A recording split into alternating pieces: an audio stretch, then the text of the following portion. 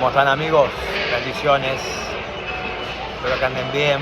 Desde el Mall de Elizabeth, desde Garden, Chelsea Garden Mall, llevo a todos ustedes una salidita un poco descontracturante, aparte de las actividades, de las consultas, de las responsabilidades, de lo que venimos a hacer, de lo que hacemos cuando estamos en otro lado del mundo, lo que hacemos en casa también. Pero vaya que es válido darse una salidita y siempre conocer algo nuevo, y por supuesto cumplir con los seres queridos también. Llevo a todos ustedes para que me hagan saber, tema no menor, que en nuestra religión también sucede. ¿Qué les parece a ustedes o qué opinan ustedes de las personas que son de la superstición?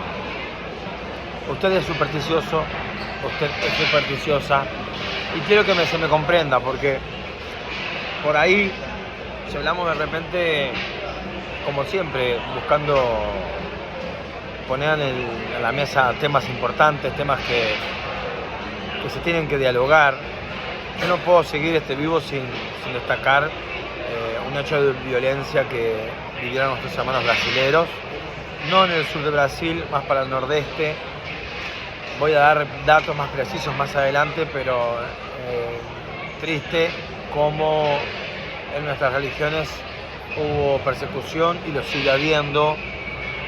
Obviamente que muchos van a decir, hay pormenores tenemos todos, pero una casa de santo, una comunidad religiosa se tiene que respetar. No es la primera vez, aquí en Norteamérica también hay terrorismo, hay que tomar medidas. En Bahía hay terrorismo. Si no, los 2 de febrero, cuando vamos a Río Vermelho, no entenderíamos por qué tenemos que atravesar un escáner. En Israel también hay terrorismo, porque si no, no entenderíamos por qué tenemos que ir a saludar el Muro de los Lamentos o la primera mezquita, independientemente de cada ideología. ¿Por qué tenemos que atravesar primero o pasar por un escáner? Porque también en la iglesia en Milano, en el Duomo de Milano, tenemos que atravesar los cuidados y requisitos de cacheo para poder entrar. ¿Por qué? Porque lógico, existen los terroristas radicales, existe gente que no respeta Dios y nadie. Entonces sí, obviamente hay que tomar cuidado, pero tenemos que poner arriba de la mesa que todavía sigue la persecución, que hace no más de unos 5 días hubo un hecho lamentable, triste, donde el sicariato se hizo presente en una casa de religión ultimando a una de sus líderes religiosas. Y son cositas, son aspectos no menores que tenemos que dialogarlos o por lo menos informarnos. Por supuesto, hace un ratito, cada compra que haces por acá, cuando vas a comprar desde el agua, el almuerzo o en el supermercado, lo que fuera, está la opción a colaborar con los niños, como lo hay en Uruguay en el teléfono 0800-0900 para la ONU, para la UNESCO, los niños Médicos Sin Fronteras y demás. Y Estados Unidos es un país donde obviamente no podemos compararlo económicamente con los países de Sudamérica, y asimismo también están pidiendo colaboración. ¿Está bien, está mal? Claro que está muy bien quien puede colaborar. Yo cada vez que me piden que si puedo colaborar, la caridad bien hecha comienza por casa. Yo sé lo que es colaborar, no preciso que me pongan en el diario porque hago, pero sí, en los medios de difusión hacemos hincapié cuando hacemos olla popular, cuando hacemos paella popular, cuando juntamos alimentos no perecederos para diferentes lugares y personas o comunidades que precisan. De eso se trata. Cada uno tiene que dar un poco, y si nos consideramos religiosos también, muchos son anónimos, muchos que conozco en Uruguay también saben ayudar sin tener que ser nombrados, y eso es muy lindo, muy rico, porque uno no precisa que lo reconozcan. Si ustedes supieran cuántos pares son 3 botas, pero también cuando somos líderes, cuando vamos adelante en una cultura, no tenemos que pronunciar. no soy un tipo político, no voy a la política directamente. Entiendo que la política es parte de lo que hay que saber entender, comprender. La política es bastante sucia. Y hay un juego político detrás de las religiones, por supuesto, en todas. Detrás de las logias también hay políticas, en las religiones también hay políticas. Diferentes tendencias, diferentes de todo. Pero en fin, haciendo un reconto en este descanso de día lunes y siguiendo por aquí, así que estamos agendando para consultas y demás con tiempo, porque son distancias grandes. Tengo que agradecer a amigos de mi fe, mi religión, el deporte, el fútbol, el básquetbol. Me ha dado amigos por todos lados del mundo. Mi actividad religiosa me hace justamente, puedo propiciar ambas tareas en el mismo espacio, por supuesto. Yo tengo un íntimo amigo que vive aquí en Brooklyn, que trabaja para la franquicia de los New York Knicks, mi amigo Chris Morgan. Tengo amigos, miren lo que les digo, hace 30 años, este fin de semana aquí en Jersey se hizo una festividad, un evento para celebrar la nostalgia. Dicha fecha de nostalgia, 25 de agosto, la llamada Independencia Uruguaya, es celebrada y conmemorada en diferentes partes del mundo por los uruguayos. Me incluyo, cuando he estado fuera del país, me ha dado una oportunidad aquí en Estados Unidos, es algo muy lindo poder ir en otros países, en España, lugares que uruguayos no han vuelto a su tierra natal hace 20 años, 15, 25, 30. Es muy fuerte cuando cantamos una murga juntos, cuando hay un poquito de candombe, ver cómo se transforma, cómo el uruguayo reacciona de manera tan viva. Y tuve la gracia de ir a la reunión, donde también hubo un grupo de plena uruguaya, que vinieron desde Uruguay, donde hay muchos uruguayos y donde particularmente me reencontré con muchos amigos. Entre ellos les comento que me emocioné mucho con un amigo que jugamos el baby fútbol. Hace más de 30 años que yo no veía a Gerardo, este amigo que en el barrio Palermo juntos supimos vestir la misma camiseta naranja del Don Bosco. Y ahí voy también a colación, qué importante la formación, cuán importantes son los momentos cuando nos vamos formando en la vida, que pasaron 30 años y yo le digo, cuando él viene de Pensilvania directamente para poder estar conmigo, saludarme, disfrutar un grato momento con todos los uruguayos, los dos nos llenamos los ojos de lágrimas, los dos nos emocionamos de grata manera. Son 30 años, no son 2 días, y la piel se siente. Si no pasa por la piel es porque no pasa nada.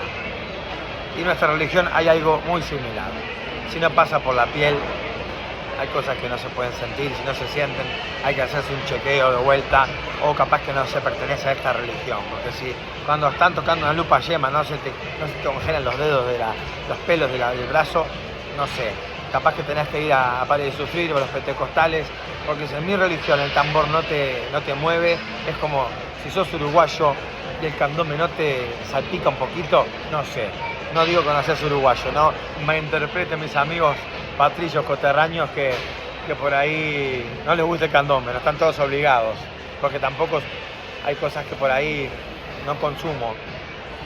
Pero lo que refiere al candombe, sabemos bien que no sé cuántos uruguayos habrá que no se conmueven con el candombe. Entonces, volviendo un poquito para para volver al punto de encuentro de este vivo, que lo voy a hacer en TikTok y demás. Díganme, les leo, les comento y vamos a ver si hablamos un poquito de por qué sos supersticioso, o por qué sos supersticiosa, o por qué no sos supersticioso. Creo que es un tema lindo. Yo particularmente creo que el batuquero tradicional tenemos mucha cosa de superstición, que no quiere decir que tenemos miedo o que es miedoso. Superstición, para mi entendimiento, va más allá de que pasa un gato negro y te va a ir mal. Entiendo que la superstición sí es en algún punto algo que nuestros mayores nos enseñaban cuando entrábamos a una casa, un hogar, y nos tenemos que sacar el gorro, no poner el gorro en la mesa. Cositas que vienen a colación en cuanto a que hay cosas que son de mal augurio. y que vienen muy agarradas al batuquero. Ahí es donde quiero llegar, justamente. Rituales que son de orishá, tienen que ver con superstición. Claro, lo que pasa es que los rituales de orishá en América, en lo que refiere estrictamente diáspora, se han hecho fuertes en un conglomerado único. En África no vamos a encontrar limpiezas con velas, no vamos a encontrar cuarto santo con vela prendida. En África no vamos a encontrar ese tipo de rituales.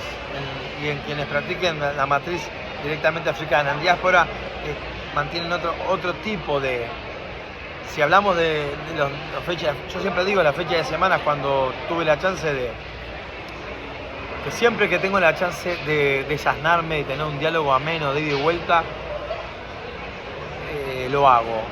Hace 5 días, 7 días atrás hice la presentación de mi libro aquí en New York, a 30 kilómetros, ya en New York, la Gran Manzana, en el barrio de Harlem Este, donde dio comienzo la salsa de Héctor Lavoe, de Fania Records, donde hay una casa de cultura caribeña, Instituto de Diáspora Africana, que me dieron el lugar, el tiempo y la visibilización para que el libro que yo promuevo como batuque para los batuqueros, como religioso, no como antropólogo, técnico, investigador, como religioso, pude tener la charla grata de conocer chefs, olugos, santeros,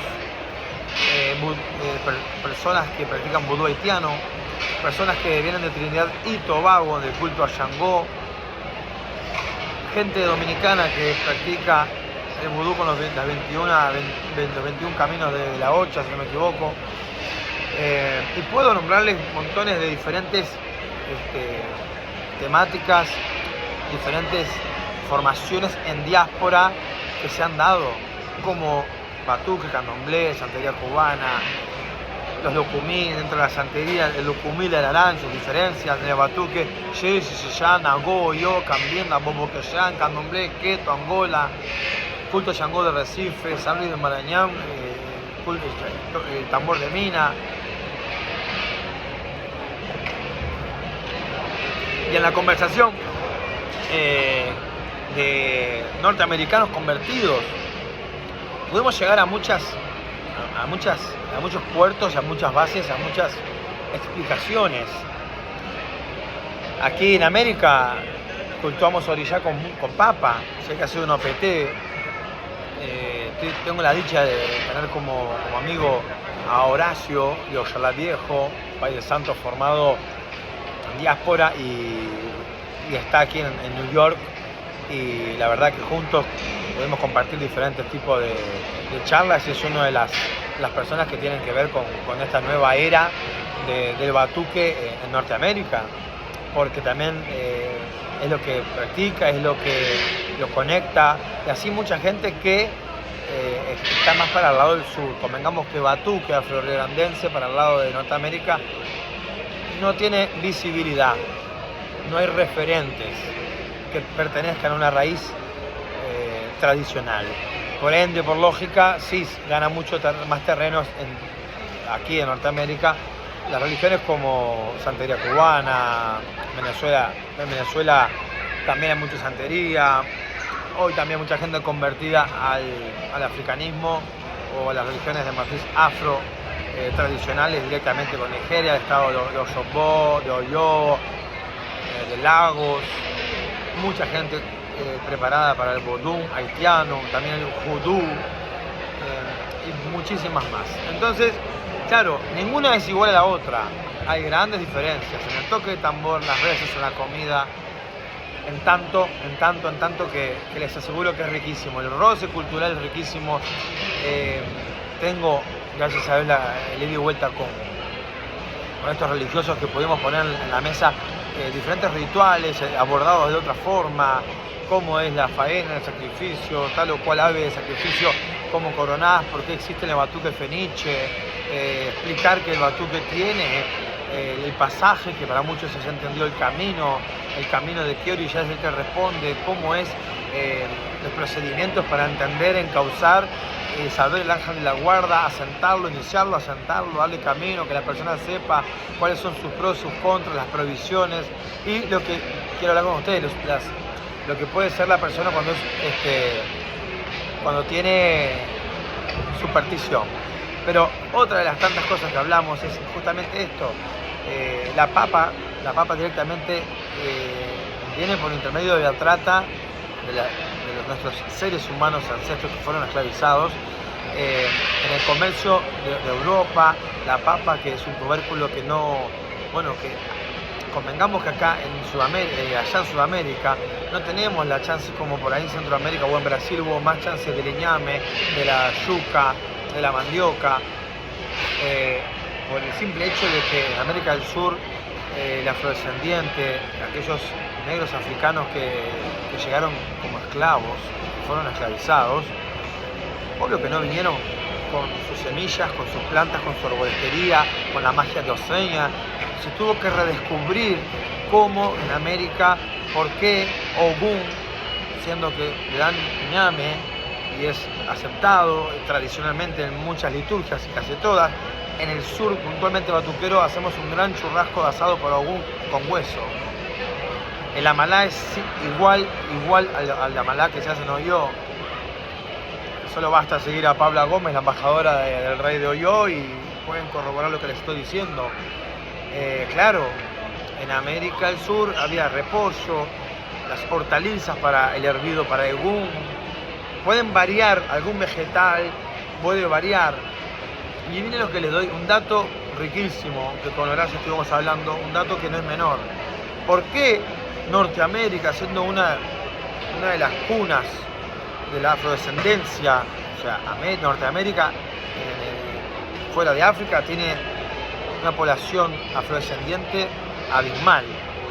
Y la pregunta que yo les hago para que puedan seguirme en la línea de pensamiento, ¿cómo es que en Norteamérica no hay, o si bien hubieron puertos de religiosidad y religiosos, por qué no hay o no sobrevivió al pasar los años, 100, 200, 300, 400 años, no hay una religión africana para el norteamericano? ¿Me siguen? El norteamericano o se convierte a la santería, o se convierte al palo mayombe, o se convierte al candomblé, o se convierte al batuque, o se convierte al ifá tradicional en África. ¿Ok? Y eso está firmado. No hay una práctica animista religiosa tradicional originaria en diáspora en Norteamérica. Es adoptada, es importada, es convertida. Pero ¿saben cuál es el hecho? ¿Por qué? Y ahí ustedes me van a entender. ¿Por qué en Centroamérica, en Salvador, Bahía, por qué ha sobrevivido? ¿Por qué en diáspora, después de esa masacre que fue la esclavitud, pudo sobrevivir la religión africana? El sincretismo, sí hay que decirlo. ¿Por qué?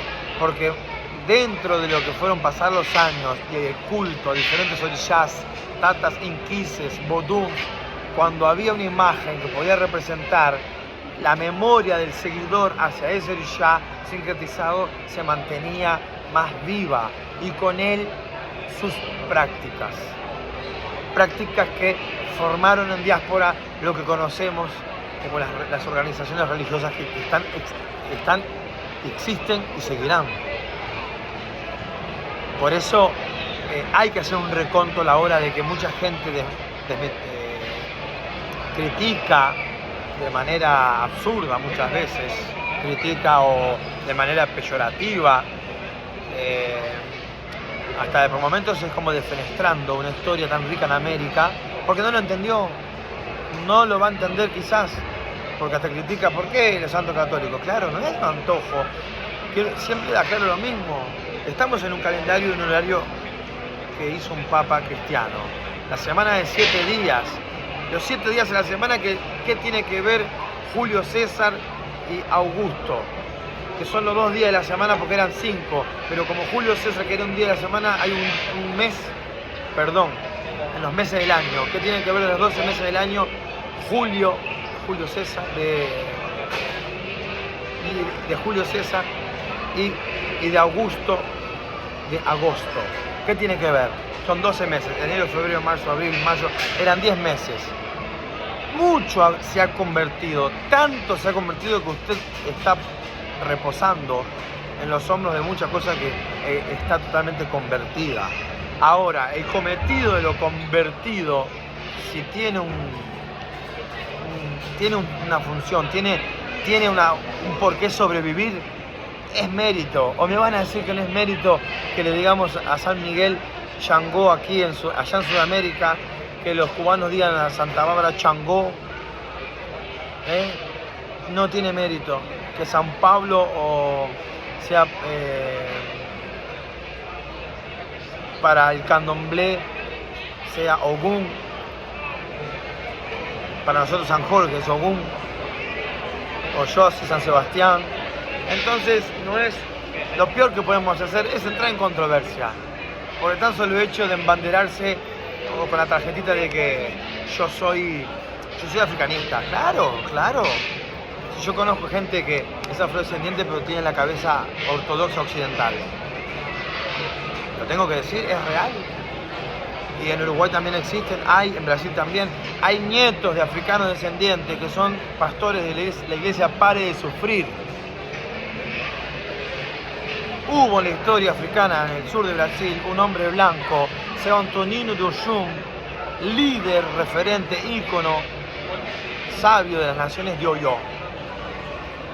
Entonces, sí hay diferencias, sí hay organizaciones que son liturgias que están armadas en una base, no digo pura porque se van a ofender, pero estricta. Por eso entendemos que si somos Yeye, nosotros no vamos a traer a Chimboa al culto Yeye, no vamos a traer a Shango Camuca al culto Yeye, no voy a traer a Shango Dada al Yeye. Como Shango Dada de Oyo, no van a llevar a Sokbo el ayer de balanza que hacemos nosotros para el Oyo, ¿no?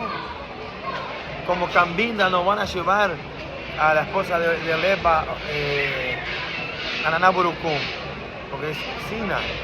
No vamos a mezclar, ¿por qué? Porque son ya estructuras que fueron ideadas, armadas por grandes sacerdotes, que en su momento pudieron lograr ensamblar y llevó mucho tiempo. Por eso en el sur de Brasil, para nuestro Batuque, portoalegrense o riograndense, los primeros puntos de encuentro o que quedaron las estadísticas de las casas de Batuque, 1890, 1900. Ya en Bahía la organización fue mayor por más población, por multitud, pero se sufrió lo mismo. Y díganme, les digo algo más, en el sur se sufrió mucho más. ¿Por qué? Porque el castigo era doble cuando te los mandaban para el sur, porque en las charqueadas, en los saladeros, porque en pelotas. Hay que leer a Seña de León, una escritora, antropóloga maravillosa de pelotas, en un libro que relata unos relatos que muchos van a quedar pasmados de lo que se sufría. Lo dije 1000 veces, uno de los relatos cuenta con que en la época ya había enfermedades de transmisión sexual, ETS, la llamada gonorrea o sífilis, y se creía en la vox populi de la época que si el infectado, generalmente patrón, o que llevaba adelante el padrillo, por así decirlo, si agarraba a una niña joven o virgen y la lograba lamentablemente violarla, se curaba. Y ese fue uno de los relatos que existen en este libro, que cuentan que cuando se enteraron en el saladero que el patrón estaba infectado, iba a violar a la hija de uno de los afrodescendientes que trabajaba en ese saladero, el hombre salió corriendo a defender su familia y se batió a duelo y tuvo que, con cuchillo, defender su familia y dar como libertad, o mandar en libertad para que sean fugitivas la esposa y la hija, nunca más viéndose.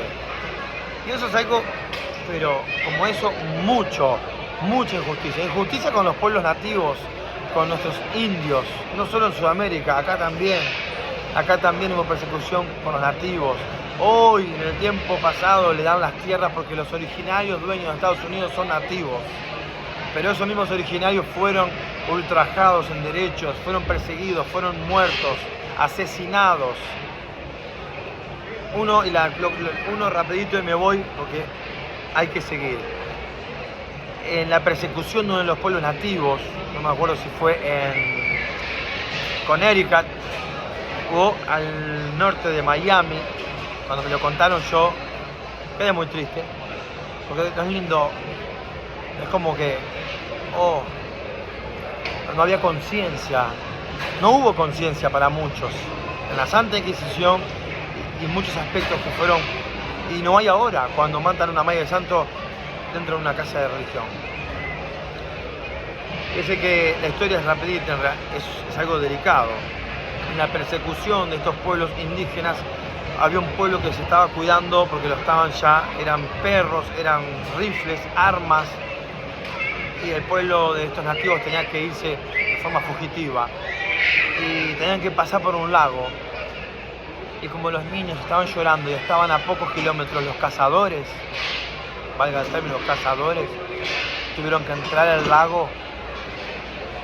Y esto lo conté en algún momento, creo que no sé si en otra plataforma, pero las madres tuvieron que entrar al lago con esos niños para que no lloraran y ahogar a sus propios hijos, para no sacrificar la vida de toda una tribu, para que puedan proliferar, para que pueda pasar y no ser embaucados o lamentablemente cazados por los persecutores. Triste, pero con esto hago un punto para la reflexión. Espero que no se haya hecho pesado el vivo. Yo sigo, les mando un abrazo, bendiciones. Como siempre, Batuque para los batuqueros, desde la casa de los orillás al mundo.